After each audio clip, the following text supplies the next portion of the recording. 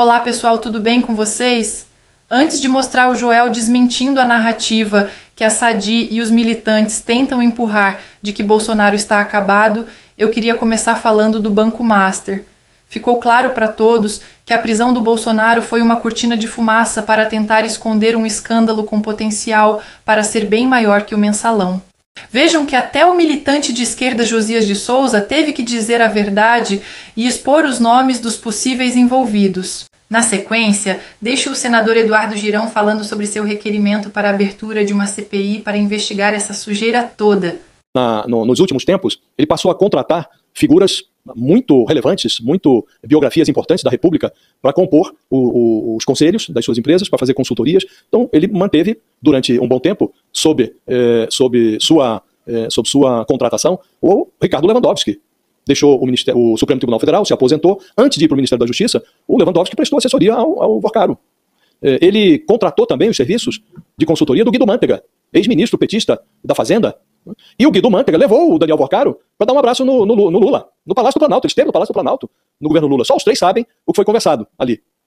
Ele contratou o escritório de advocacia da Viviane Barsi de Moraes, mulher do Alexandre de Moraes.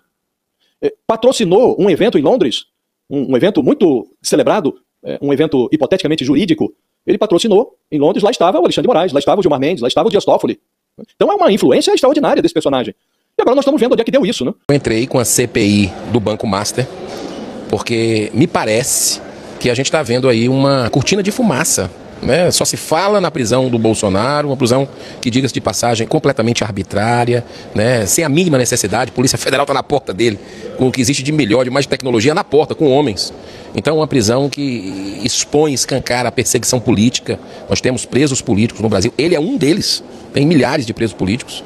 E a gente está vendo no Brasil um monte de escândalo ficar em segundo plano a partir daquela decisão. Então, o que é que está por trás disso aí? Aí tem algumas teses. É a questão do PL antifacção, que chegou aqui no Senado e que a gente devia votar urgente. E isso aí é uma cortina de fumaça para a gente não olhar nessa tragédia humanitária que está acontecendo. População com medo, horrorizada, com o domínio territorial em praticamente todos os estados brasileiros. No meu estado é terrível, inclusive no interior. Não apenas na capital. O crime mandando e desmandando. É isso? É para tirar o foco disso? Ou é para tirar o foco da CPMI do INSS, que foi cancelada mais uma vez com a decisão do STF, mais um habeas corpus? Não é a primeira vez que isso acontece. Está chegando em gente poderosa. Está muito claro que o governo Lula sabia da roubalheira de bilhões de reais e deixou para lá. Teve que vir uma matéria de um grande veículo de comunicação para começar a estancar a sangria. Ou isso é também a questão do Banco Master? É o Banco Master ou é o Correios? Com um rombo bilionário lá que dava lucro no governo passado e agora está com o Pires na mão pedindo aí, fazendo demissão. Mas eu acho que o Banco Master está na frente disso tudo. Porque me parece que tem gente poderosa da República, por isso que eu entrei com requerimento, estou buscando a assinatura dos senadores. Não temos como fugir disso, é nosso dever. E eu espero que a gente consiga as 27 assinaturas para investigar quem é que está por trás, quem são os elos políticos que fizeram com que um monte de fundo de pensões caíssem nessa lorota. Fundo de pensão do Rio de Janeiro, do Amapá, funcionários públicos, dinheiro público, em banco podre, com títulos podres. O banco que patrocinava eventos em Londres com ministros do STF. Está lá, no nosso requerimento, a operação da Polícia Federal. Então, é porque isso pode atacar gente poderosa demais. Essa podridão está vindo tudo à tona. Está cheirando mal. E é nosso dever fazer essa investigação para que a população saiba a verdade e que os verdadeiros culpados sejam punidos nesse país de completa inversão de valores. Mas isso passa, tudo passa. Nessa segunda parte eu queria trazer outro escândalo, que é o do rombo nos Correios. Percebam a jornalista fazendo um malabarismo para não afirmar que os Correios iam bem no governo Bolsonaro e depois a economista Helena Landau, que também fez o L, detonando essa péssima gestão dos Correios no desgoverno do corrupto. Se você for pegar o que está acontecendo, são 12 trimestres seguidos de prejuízo. Só no primeiro semestre de 2025, um prejuízo de 4 bilhões e 300 milhões de reais.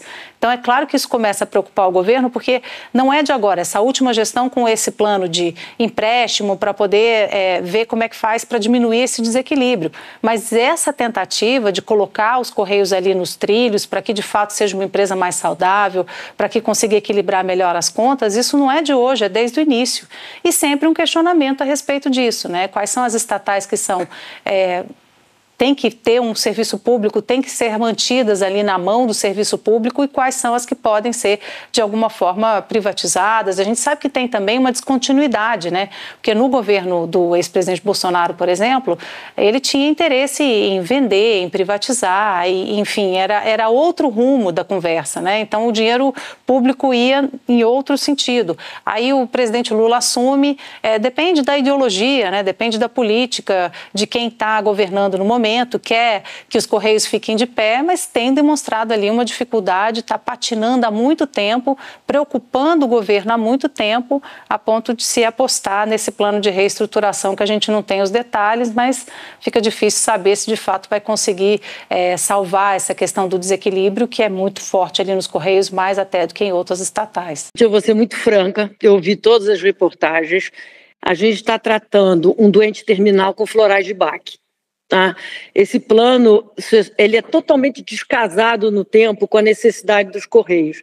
Tudo isso que foi colocado, demissão, venda de imóveis, reestruturação, ele tem efeito a longo prazo, médio prazo, e o Correio está em fase terminal. Então é preciso encarar a realidade. Parceria privada não vai existir, ninguém vai entrar com dinheiro privado enquanto o governo for controlador. Eu até me pergunto se a privatização é possível nesse momento, dado o tamanho da dívida do Correio. Então eu acho que mais importante é o governo encarar a realidade. Nós estamos com um rombo que pode chegar a 10 bilhões. Para que o nosso ouvinte tenha noção, 10 bilhões de reais no ano é mais que uns 20 dos 30 e tantos ministérios, de orçamento de ministérios que nós temos no Brasil, dada a gravidade da situação. Então, na minha opinião, o governo devia encarar, separar as atividades do Correio de vez, encerrar as atividades de entrega, porque ele não tem competitividade para isso, não há reestruturação e investimento possível para ele recuperar o tempo perdido. Ele perdeu receita em entrega, que era o que financiava parte do serviço postal. E se ele acha que o serviço postal é função essencial, ele tem que se concentrar no serviço postal. E tem que se concentrar e cuidar de uma função social que ele considera importante, porque a maneira que o Correio vem sendo tratado nos últimos 3 anos é de um governo que não dá importância à sobrevivência de um serviço tão importante. E esse serviço pode ser concedido à iniciativa privada, ele não precisa ser feito diretamente pela União. Tá? Então, eu acho que a gente tem que encarar a realidade como ela é, crua, difícil, uma situação que para mim é irrecuperável no Correio. E tem uma dívida que em algum momento vai ter que ser assumida pela União. Você não consegue privatizar uma empresa com esse tamanho de dívida. Já tivemos casos no passado onde a União teve que assumir a dívida para passar para a iniciativa privada. Por exemplo, a Rede Ferroviária Federal. Então a gente está muito atrasado numa abordagem de salvamento daquilo que o governo acha que é essencial. Eu acho que pode conceder para a iniciativa privada, mas que a dívida vai parar no colo da União, isso não tem dúvida. Mesmo o empréstimo de 20 bilhões, ele é impagável, não tem recurso, o Correio não vai gerar recurso para pagar esse empréstimo. Ele vai acabar no colo da União e de todos nós. Então, eu acho que tem muito paliativo e a gente com uma situação que é de uma gravidade muito alta, muito grave. Agora vejam como o Joel desmente essa narrativa ridícula que a Sadi e outros militantes tentam emplacar de que Bolsonaro está acabado e abandonado. Eles relatam como Moraes virou seu canhão para o Flávio, que é o único nome da família que sobrou para uma possível candidatura. Tem o agravante de que o episódio de sábado, o Flávio Bolsonaro também se enrolou. Né? Você pode discutir se aquilo é certo ou errado, se aquilo faz parte ou não faz parte, mas para o Supremo, para o ministro Moraes e para a polícia, a vigília seria uma forma de você criar um tumulto e viabilizar uma eventual fuga do ex-presidente Bolsonaro. Então a gente está comentando em cima da decisão judicial. Então, como eu sempre disse aqui, Thomas, o Centrão não vê a hora de virar essa página. Tudo que a família Bolsonaro não quer é virar essa página, está segurando na página. Olha a gente aqui, olha a gente aqui.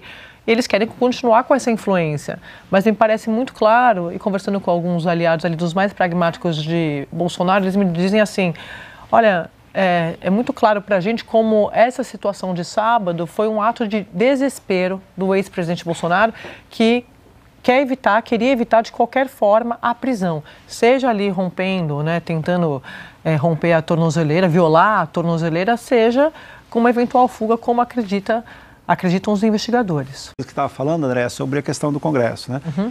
Em agosto, a gente lembra que o choque que foi aquele motim inteiro dos deputados, nós não vamos deixar votar nada se não tiver votar anistia, etc.